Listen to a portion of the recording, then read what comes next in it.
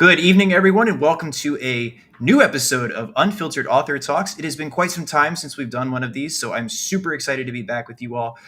And I have an awesome guest with me today. He's the first season of Unfiltered Author Talks tonight.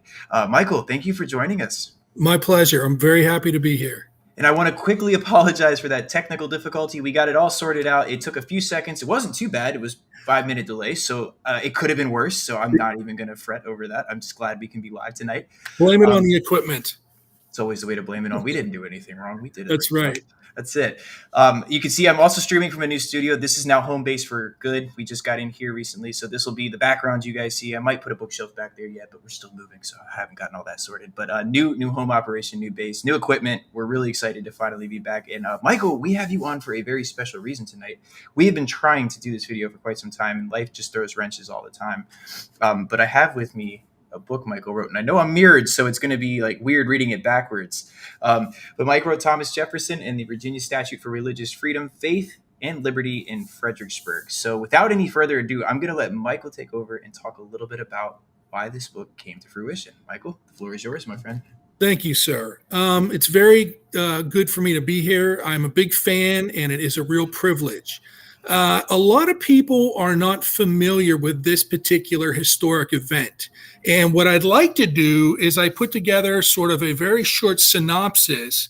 And I think if I read that synopsis, then that'll generate some discussion because it will put things in perspective. All right.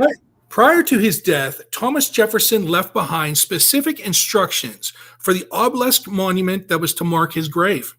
In addition to sketching out the exact size and shape of the stone, he requested the following epitaph. Here was buried Thomas Jefferson, author of the Declaration of American Independence, of the Statute of Virginia for Religious Freedom, and father of the University of Virginia. Now, these contributions were, in his words, testimonies that I have lived that I wish were most remembered. It is curious that with his contributions and his political offices, President of the United States being one, that he selected these three specific memories.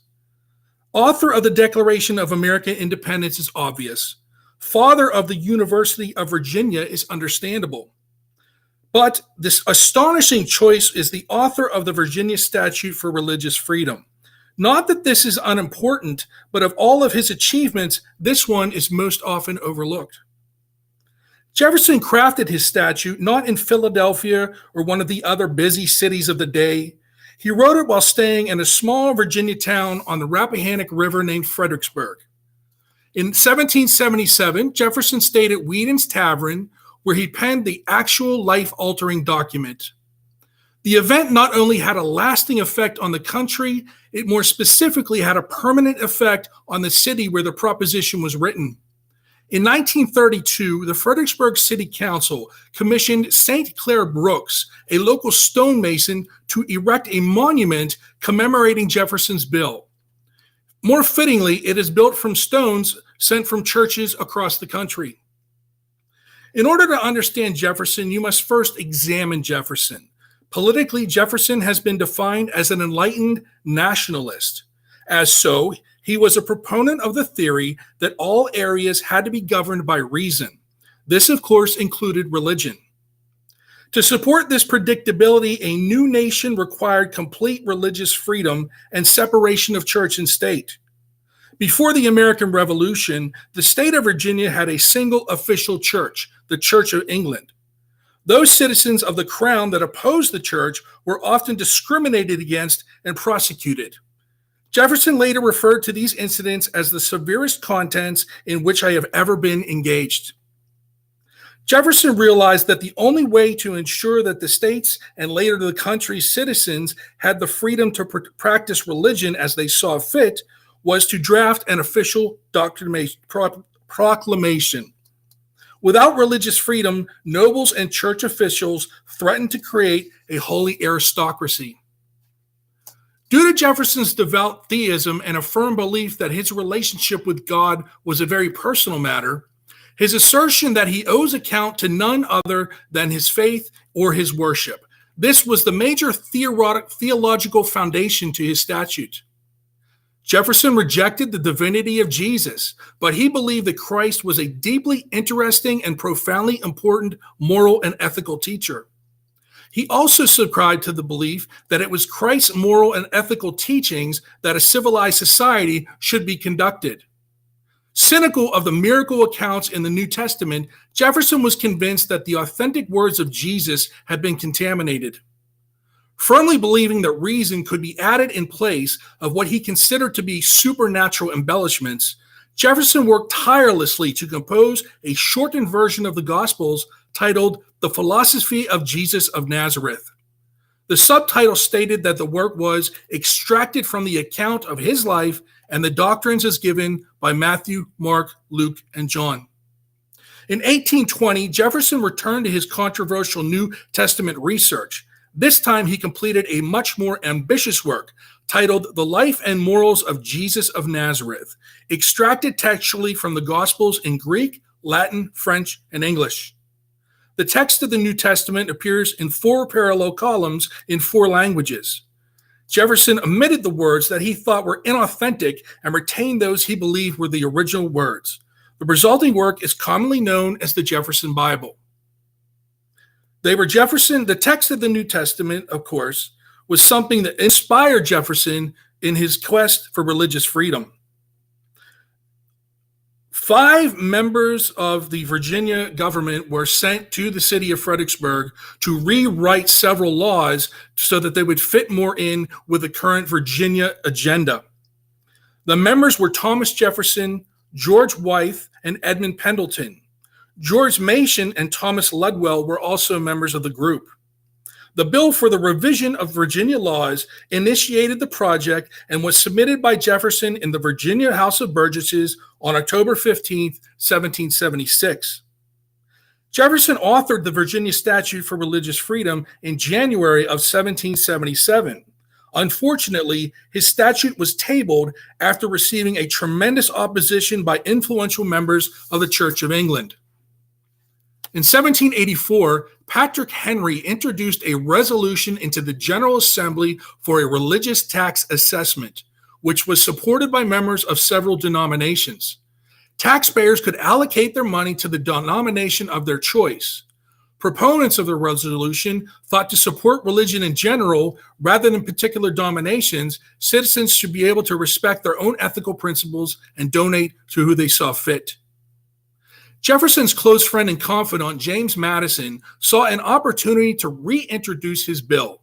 In the summer of 1785, Madison penned a sensational petition titled Memorial and Remonstrance Against Religious Assessments. Copies of Madison's petition were distributed throughout Virginia and helped create a storm of widespread protest. It was signed and sent to the legislature by thousands of residents who opposed the notion of an established church. Numerous other petitions with over 11,000 signatures were also sent to the legislators' desks, and 9 out of 10 condemned the bill for general assessment, responding to the public outcry. When the legislature reconvened, the statute was passed on January 16, 1786, by a margin of 60 to 27. Unfortunately, Jefferson was not present to witness the legislative process as he was serving as the U.S. minister to France. When Jefferson learned of the bill's passage, he had the statute translated into French and Italian language and distributed to as many people as possible. I got some more, but I think that's enough as an idea of about the religion. Phenomenal. You have to be the first guest I've had come so prepared. So I want to thank you for that, because that was the most insightful rundown I have ever had on this podcast before. So, Michael, I appreciate that. Thank you. Seriously.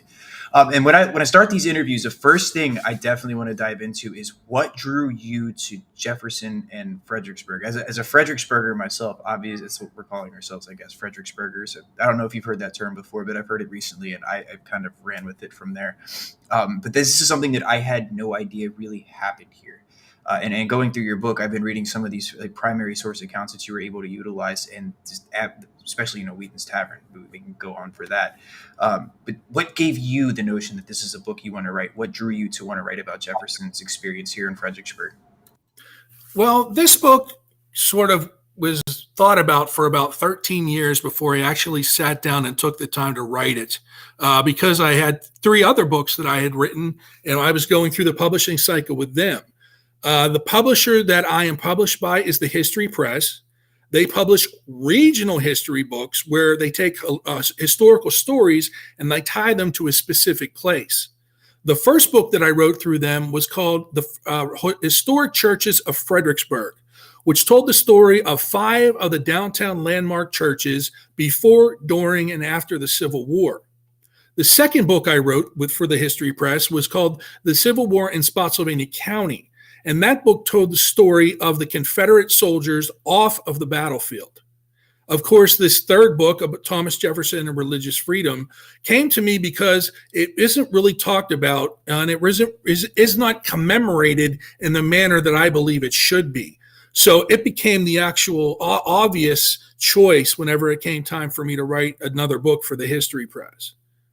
Yeah, I think the History Press is great. I've read all of your books before this too, and this by far is my favorite. Even though I'm a Civil War buff, I've recently got into the Revolutionary era, if you will. Madison's my favorite, so when you gave him that nod, I was really happy. That's why that smile came on. Madison's great. He's the man, absolutely. And if I'm not mistaken, your book's actually at Montpelier, yeah? It's at Montpelier. It is at Poplar Forest. It's at the University of Virginia, the Mary Washington House. It is actually in the library of Yale University, which was a big surprise to me. But it's an accolade. It's an accolade that I will gladly take. Absolutely, especially the library of Yale. Now that's impressive, Michael. Yeah. Seriously. So where did the book take you? Did it take you anywhere? I mean, I know, again, this is based in Fredericksburg. Did you have to travel anywhere outside of Fredericksburg for any of the sources you used for this book? Fortunately, because of technology, I was able to acquire material across the net. I got in touch with the people at Monticello and I told them what my project was, and they were very wonderful in providing me with a bunch of information. Awesome. The National Archives has a wonderful repository online where they have pretty much most of the letters of a lot of the founding fathers. And in this particular book, I included 35 letters from Jefferson because I thought it was very important that a portion of the story be told in his words, not mine. Right. And I think that's some of the best. That's what I loved about your book is as I'm going through it, I'm seeing so many primary source accounts in this book. And it really helps to tell the story, hearing it from them. And we love that the historians can comment as well, but you've added a great narrative to it. One thing I really, really like is that you dive into some of the history of Fredericksburg too, because a lot of books that really center around events in Fredericksburg don't necessarily dive into the rich history Fredericksburg has. We're starting all the way back in 1728 here. And there's so much going on with this city. At one point, it's a port city, which if you go down to city docks today, or if you even go down to Sophia Street, which is right there at the Rappahannock line, for those that have maybe not been to Fredericksburg before, it's hard to tell even today that this town at one point was a port city. In fact, they were building ships in Fredericksburg.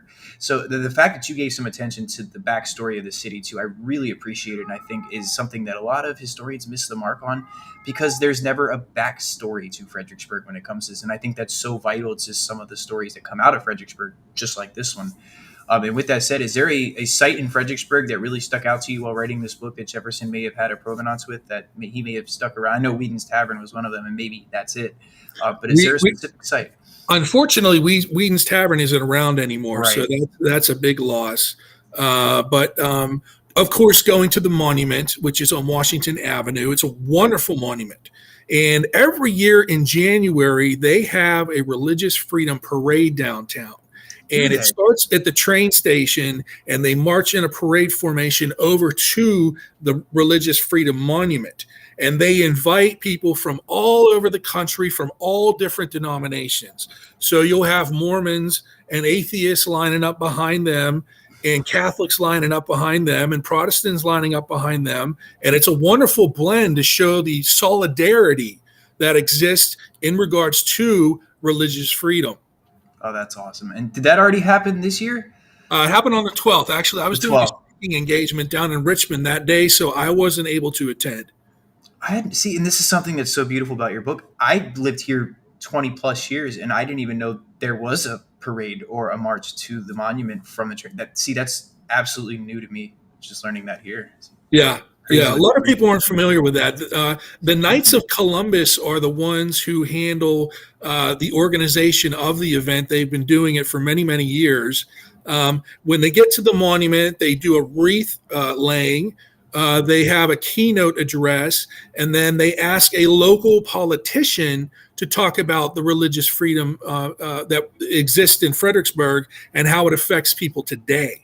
So it's a wonderful thing where you see multiple people coming together. They all have a common goal. They all have different backgrounds, but at the end of the day, they respect one another. And that's a lot what religious freedom is about. It's not just having the freedom to practice religion or don't practice religion, but it also is a way to interact with people from other denominations that you wouldn't normally have the opportunity to talk to. Sure. So, do you have a favorite letter? Because, like I said, your book is just filled with these treasures here. Do you have one that really stuck out to you as you were putting this book together and doing all the research? Was there one that really just you kind of sit with? I know when I do primary research, every now and again I come across something that I just sometimes am stuck on this one document. Did you Right. have one of those in there when you were doing the research for the book? Well, I think the one that really I'm very glad that I was able to include in the book is the fact that most people think that in the religious freedom statute that the word separation of church and state is in there. It is not in there. In fact, the only place where it exists is in a reply letter that Jefferson sent to the Danbury Baptist Association. And in that particular letter, he uses the term separation of church and state. So that letter, whenever I was going through all the letters I was going through, and I came upon this one, that you would think, oh, this is just a reply. There's probably nothing important in this, but I'll just look at it anyway. And then whenever I saw, the separation of church and state, I knew that that was going to be a real gem. Yeah. You don't happen to have your book handy, do you? I do. Do you want to read that letter for us? I think that would be really cool. Yes. Awesome. Let's see here. Let's find a good one.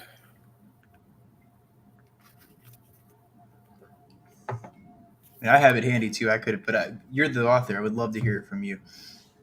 Yeah, there's a section in the back, an appendix. You can tell I haven't looked at my own book in a while.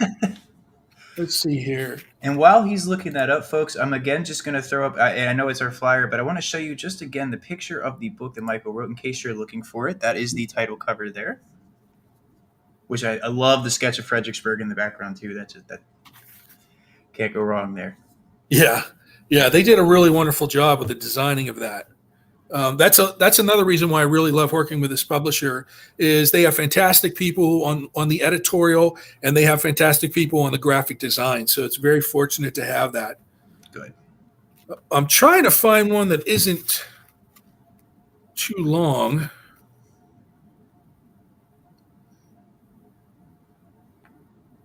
It could even be your favorite one. It doesn't have to be necessarily about the one that has the separation of church and state. If it's just one that you really like, we'd be happy to hear it, but it'd be awesome to hear a letter from you. Here's a letter that he wrote to James Madison, and it was written when he was in Paris on December 16th, 1786. And he says, "Dear Sir, the Virginia Act for Religious Freedom has been received with infinite admiration in Europe and propagated with illusions. I do not mean the governments, but by the individuals which compose them. It has been translated into French and Italian, and it has been sent to the most people that I can reach. It is important that it remains as important as an encyclopedia, and the people will be working to." It's written in small italics, so it's kind of hard to read. No worries. Let's see here.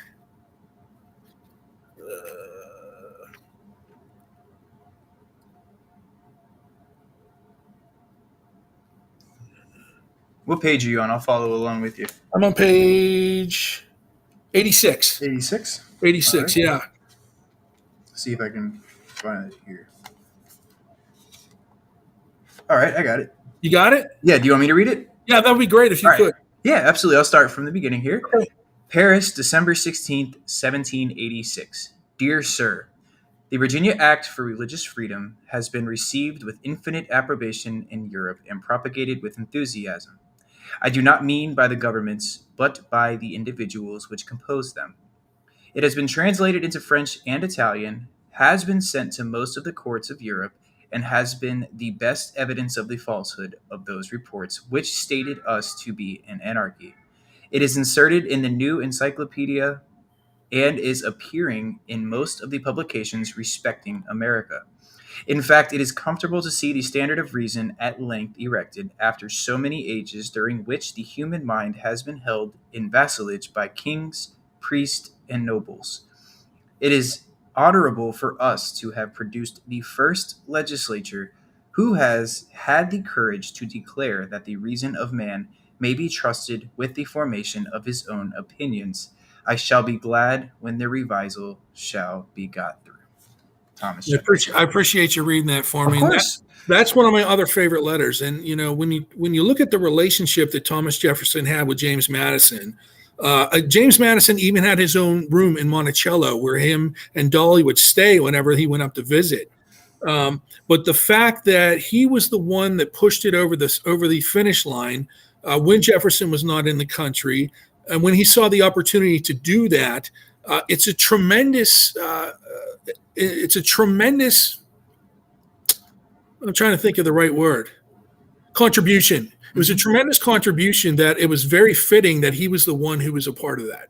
Yeah, so that I didn't know Madison had much part until I obviously read your book there, and just helped to solidify my favorite president in my book there. Self-promotion there for Madison, but it's really unique too in that letter because I think as reading your book again, it just drove home the fact that this isn't something that just impacted the colonies or the country at the time, or what we know now as the United States. This is something that was a worldwide thing. I mean, and the people in Italy and in Europe are really recognizing the importance of this, as Jefferson was stating.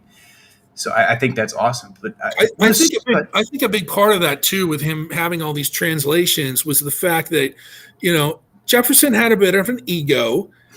So he definitely wanted to get that. And I think another thing was for him to show, look at what America can do. Look at what we've accomplished and what is going to change the country's entire religious capabilities and options. So I threw out the word anarchy in that, which was something that I really, kind of laid into. So I think what I'm gathering is that the world may have seen us as sort of an anarchistic, rebellious country, which makes so much sense given the fact of the tumultuous time that Jefferson was living in. Right. But this is something that may have changed that viewpoint. So maybe these guys aren't anarchists. Maybe these guys aren't rebels. Maybe these guys are onto something here. Do you think that document, the Statute for Religious Freedom, really brought that home to the world, if you will? Or was this just something that Jefferson may have perceived while he was traveling in Paris? I mean, like I said, the fact that he spread the word all across the world, letting people know what he had written and the impact that it was having on the country, showing them that maybe you can follow in our footsteps and try to get your own religious freedom and do your own way of trying to find a way for your people to have the freedom to worship or not worship as they wanted to. Because there were so many countries at the time that were influenced by government churches. The Anglican Church of England had been running the show for many, many, many years. Mm-hmm. And in order for people to be able to worship and tithe, they were going through the Church of England. So the Church of England and places like the Church of England had a foothold on so many countries from all around the world. So I think that Jefferson thought that this was going to be a good example that people could try to live by and benefit, places across the world, in addition to what he had done for his own country. So circling back to Jefferson writing this document, what brought him to Fredericksburg? Why here? Why was this something that was authored here? Why Fredericksburg? Well, he was very familiar with Fredericksburg. He had stopped there quite often when he was on his travels from Monticello. He was very good friends with the Fitzhughs, who were the ones that built Chatham Manor. That's right. And whenever he would come into town, he would most often try to get along with them. He knew of George Whedon, who was the owner of the inn where he actually stayed when he wrote the statute. and he became friends with him. And actually, when Whedon went off to war, Jefferson helped him by acquiring supplies that he needed and making sure that they were sent to Whedon on the field. So that was a big contribution that Jefferson did as far as, what his contributions to the Revolutionary War are. A lot of people aren't aware of that. So, he was comfortable with Fredericksburg because he had been there. He was friends with some of the more powerful citizens there. And I think also the place was not the busy place like Philadelphia or Boston, where, he wanted to be able to concentrate on what he was doing. Mm-hmm. And he wanted to go to a place where there wasn't very many distractions. And I think that's why Fredericksburg was some place where he thought it would be a good idea to go here. And also the fact that him and the Committee of Five were, they were tasked with rewriting laws so that they would fit more in with Congress's agenda. Mm-hmm. So, they had a pretty heavy responsibility at that point in time. So I think that part of the reason he was in Fredericksburg, as I said, was because there weren't very many distractions and they could get down to work. Absolutely. And if you've been to Fredericksburg today, you'll see a lot of the historic homes and all these buildings still exist. And unfortunately, the Whedons isn't. But one of the things I wanted to ask you, are you familiar with the Sentry Box by chance? I am familiar with the Sentry Box. Doesn't that have a Whedon tie to it? Yeah, Whedon was the one who actually built the Sentry Box. That's what I thought. Yes, he did. That's right. Which is a beautiful place. I mean, it's wonderful that place is still standing today because it's one of the really coolest houses in downtown. Absolutely. I think Charlie does a bang-up job of taking care of that and promoting its history there. I've had the opportunity to go through it recently and even give a talk about some of the fast forward to the Civil War, of course. I don't mean to derail here, but You're fine. The fact that this building still exists is something that's immaculate because it was also the site of where Union gunboats were stationed directly in front of it on the river at one point. And the fact that this building still stands and has so much integrity after being almost obliterated during the Civil War, if I say a few years, like it's not almost 30, 40 years after Jefferson's here. But with the Sentry Box in mind, do we know if Jefferson ever went to what today would be known as the Sentry Box while he was staying at Whedon's Tavern? Did he ever go over there and actually spend time with the family there? I actually don't know the answer to that question, but it's a great question. It's something I would love to look into. And I know one connection too with the Mercers.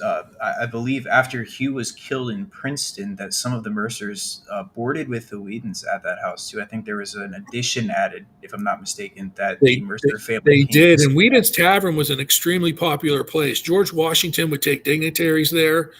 He would play cards, and he was so bad that he said that the local citizens were smarter than he was. So he had a great. It was a melting pot and a meeting place where people from all across the city came to be together. It's where they got their drink on. It's where they debated. It's where they entertained people who were from out of town. So the inn was really rocking and rolling back in the day.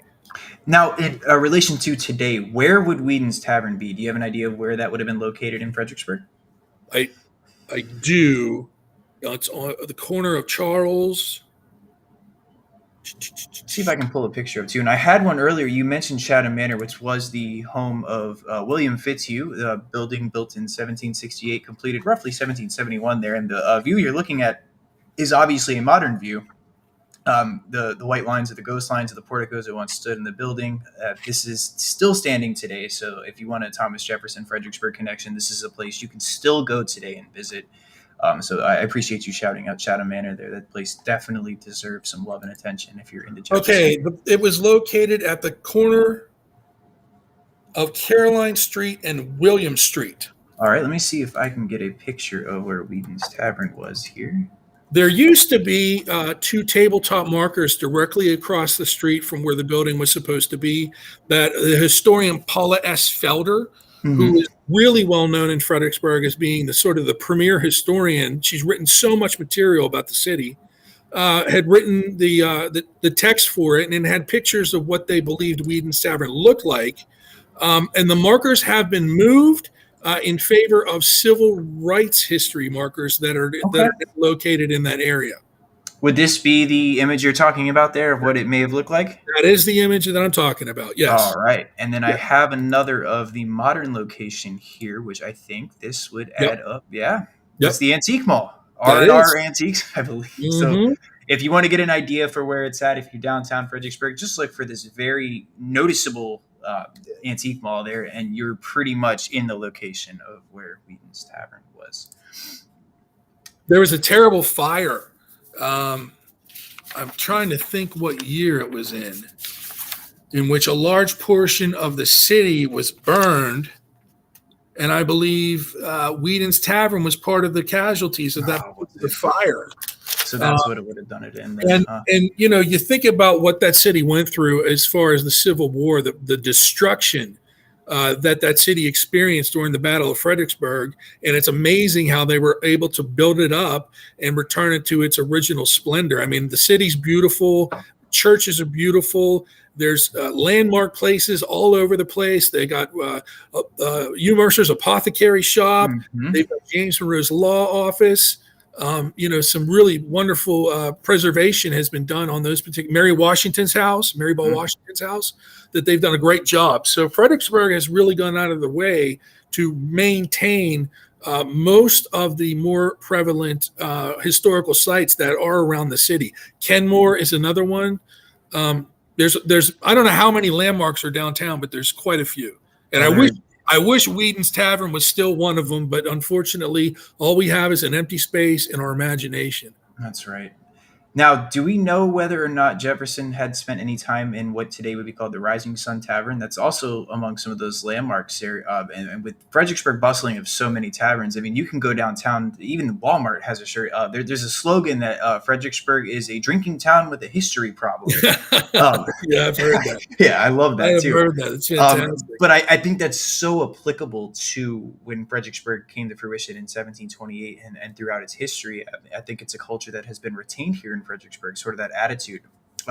So with these being hot spots at the time, if you will, do you know of Jefferson maybe spending time in any of the places that are still standing that any of our viewers or folks could go and visit today? Well, it's been said, and it's been said by the people at the Rising Sun Tavern that Jefferson did go there. For many, many years, there was arguing going on whether Jefferson had written the statute at Whedon's Tavern or the Rising Sun Tavern.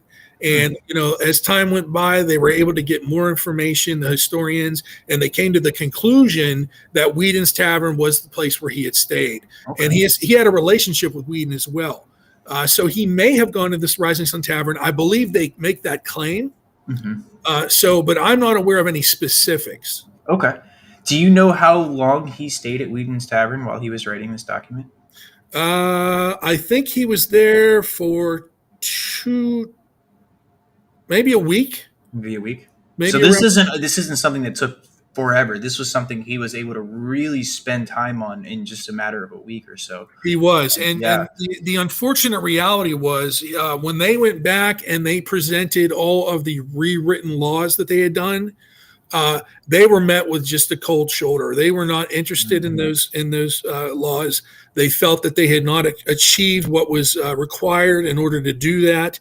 So Jefferson considered that trip to be a complete failure, without thinking about whether he was the one or the Committee of Five were the ones that wrote, these laws that weren't satisfactory to the people that had sent them down. Congress just basically said, "Thanks for your time. Have a nice day." So it was a shame. But out of that, of course, came the statute. Right. So even though it may have seemed at the moment this was for naught, it really did become something very powerful and applicable still to even this day. Correct. That's awesome. Yep. So as we wind down here, do you have any last minute things you'd like to talk about before we go off? The floor is all yours. So if there's anything in specific about this book that you want to bring to our attention while I have you, there's one thing, and I sometimes at my talks, sometimes I say this and sometimes I don't. Mm-hmm. But people ask me, because I have written a book and multiple articles and many, many blog posts on Thomas Jefferson, that he must be my hero. And I told them that he's not my hero. And the reason why is because he is just like you and me. Right. We have a tendency as historians and people that are interested in history to take people and to put them up on pedestals, mm-hmm. and to pseudo worship them as sort of these patriotic idols. And at the end of the day, and especially whenever you do a lot of research and writing on these people, you realize they made mistakes just like we did. They made bad choices just like we did. They did Absolutely. things that are extraordinary, and they did things that are undefendable. So, we need to take those people down, and we need to look at them as equals. Because if we don't, we're doing a big disservice to their memory and sharing that memory with other people. So I always tell people, it's great to admire these people, but at the end of the day, they're just like us. That's right. They're still human. And I had my own experience with that. Again, I have to go to the Civil War with that, but I've done extensive research on Emory Upton. And even before I got to the point where I'm at today, I had this hero worship kind of mindset when I went into studying him at first. Mhm. And throughout that, I have just realized that these humans are absolutely flawed, just like us.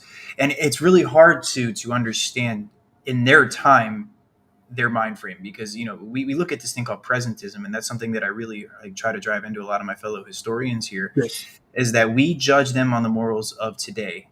And it's not something, and it's hard to refrain from that. When you love someone and you've spent this much time, I shouldn't say love someone, but when you've spent this much time dedicated to a research project, it's almost hard not to be objective. And our goal as a historian is to be objective, to try to actually pull out and be able to understand their flaws, their successes, their life story. But we're doing that from the lens of what we view today and what's right and wrong. I So think it's yeah. very important, and I have this attitude between the documentaries that I produced and the books that I've written, that it's really really important whenever we're doing this type of stuff that we don't get, like you said, hero worship. I'll give you an example. Hmm. It was very important for me whenever I wrote these three books that I wrote to be so in depth and factual and allow the reader to make their own interpretations instead of me trying to make things interpreted for them. I like that. Because that's forceful. That's not giving somebody the opportunity to digest what you have written and then decide their thoughts on it. And I always say that great historians breed good historians.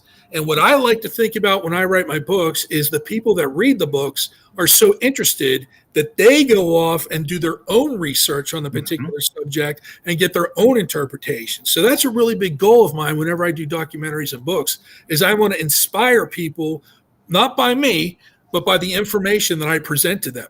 Absolutely. So with that said, where can we get this book for folks that may not have it or want to look for it? Where is it on Amazon or websites? Like, let me know where It's we can get it's it. on So Amazon. It's on Barnes and Noble. It's available, in town and most of the stores that sell local history things. I would say if you're interested in getting a signed copy, you can go to my blog and contact me, and I will be sure to write a personalized uh, thing in your particular book and get it out to you as soon as possible. And that's for $25, and that includes shipping. I'm not oh charging wow. anyone for shipping, so that's the cost. And like I said, I can personalize it, whether it's for you, whether it's a gift for somebody else. And I love the fact that people are interested, that they're asking me to sign copies for them. Because that lets me know that they value the book, and that gives me sort of a sense of validation. Well, that's something that I'm missing in this one. So sooner or later, we're We'll gonna have to get need, together. yeah, we're gonna need one of those in here. And for those that may have not seen that, down below on the ticker, I do have his blog. I have also put it in the comments, and what I will do is also put it on Spotify, because as most of you know, after this goes off air, we are going to edit it up a little bit just so make sure the sound's good, and then maybe not have a few of the cats meowing in the background, because they love to do that when I podcast. They just love to start talking. So I'm going to edit it up, and I'm going to have this up as soon as possible on Spotify. So if you're listening on Spotify here later, that's just in the link. So make sure you go back and click that. If you're watching live, it is down below on the ticker. It is also in the comments on all the videos you have seen. Michael, do you have any last thoughts for us before we sign off here? I just want to thank you for the opportunity to talk. I'm a real Uh, big fan of the Unfiltered Historian, and it's a real privilege for me to be able to have a conversation with you. Well, I hope this isn't your last time on here. We definitely want to have you back on more, because we are absolutely a fan of yours. And I mean, even then, we haven't talked about some of your previous books. So I think I'd like to maybe schedule some talks about some of the previous ones because, again, I'm a Civil War historian by default. And I made the name Unfiltered Historian so that we could cover all aspects of history because I realized that, wow, I'm interested in it all. But it always does somehow just come back to the Civil War. And I do have two of your other books, and I would love to get on and talk about some of those because I've never been able to dive into them on the podcast. So as Absolutely. long as you're willing, this isn't your only time on here. We're Yeah, we definitely can talk. We can talk Civil War anytime. I'd love it, Michael. Well, again, thank you so much for taking the time today to talk to us about your new book. Again, Thomas Jefferson and the Virginia Statute for Religious Freedom, Faith, and Liberty in Fredericksburg. Available on Amazon, Barnes and Nobles. And if you're in Fredericksburg, check out some of the sites that it's available. Thank you guys so much for your time today, and we will see you on the next one. Thank you.